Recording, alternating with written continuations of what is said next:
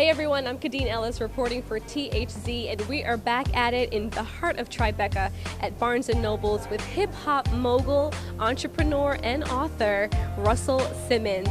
We are here in support of his new book, Success Through Stillness, where he demystifies meditation and tells us how he's able to work it into his everyday life. From his kids to his work, he tells us how we too can be happy.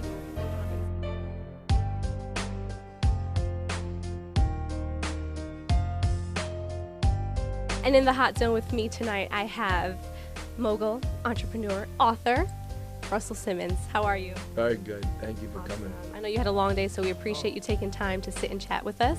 You know, I got up at 5:30 this morning, and I got up 5:30 yesterday morning, and I work until late at night.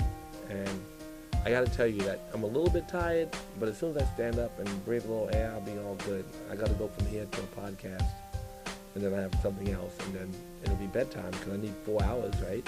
At least. I need my 4 hours. So when you wake up at 5:30, you start your day with meditation? Every morning. You know, that God, it's a supplement to some degree of my sleep. You know, meditation for me, I mean, this book is about giving meditation to everyone, and I feel like I need to demystify it. People think meditation is something that it's not, or too many things that they can't deliver on. It's really simple. It's about patience and sitting still. And I think that everybody has the capability. I get up every morning, I go to my kid's house and meditate with them and take them to school. One was 8 when she started. She's now 11 and the other one is now 14. But 3 years ago, my 8-year-old daughter sat still for 20 minutes. And it's become a routine for her. And she has a very expansive mind because of it. She goes to school for the gifted. And I think that that's, you know, an example of what we can do for our children if we put it in the schools. That we have a couple of 100,000 kids in schools meditating. Especially in the hood, we see dramatic results. Where violence occurs, there's less violence.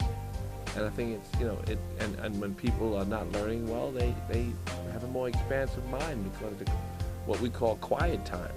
And they are better able to learn.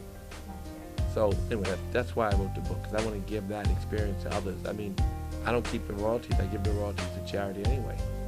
And I cracked the book open on the first page that said, why should you meditate? And you said, to be happy. How is there a correlation between meditation and happiness?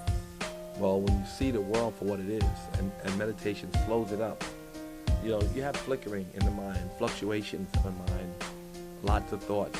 And those thoughts and that fluctuation is the cause of sickness and sadness. And the more you can lessen the number of thoughts, you know, hundreds of thoughts at one time, hard to digest, you know, and certainly hard to decipher through. And as you let the mind settle, you have less and less thoughts. And it calms the nervous system to let the mind have that kind of rest. And that really helps to reboot you. And it has everything to do with your happiness, because the noise is the cause of suffering. I'm a native New Yorker, and I may say to you, know what, Russell, I don't have time to meditate. I don't have time to work out. How do you encourage people? What advice do you have people who are fitting it into their schedule? Working out and meditating are two very important things. Today, for instance, I worked all day, right? I stopped at 4 o'clock to go to yoga. I got up this morning and meditated. Priorities. I worked all day and I'm going to work late night. But I stopped because I'm more productive. I do twice as much in half the time when I meditate and when I work out. So you need to I do physical yoga practice, aggressive, heavy class, and I do my meditation twice a day, every day. Was there a turning point for you where you realized you needed to kind of alter something in your everyday life in order to be more productive? It just happened. It wasn't something I planned, it just happened. And, you know, I'm thankful for it. Something I like to share. I like people to be happy. I like to give away happiness. It's the basis of my own happiness. And you even give that off. Yeah, you give that off. And just being here with you talking, I kind of feel happy. And I feel kind of tranquil. And you give that off. And I do thank you so much for your time. I'm not going to hold you any longer. Thank you so much. And today's signing is going to benefit the Rush Philanthropic Organization. We'd like to thank Russell Simmons for joining us in the Hot Zone. I'm Kadeen Ellis reporting for THZ. What's up? It's Russell Simmons. I'm in the Hot Zone.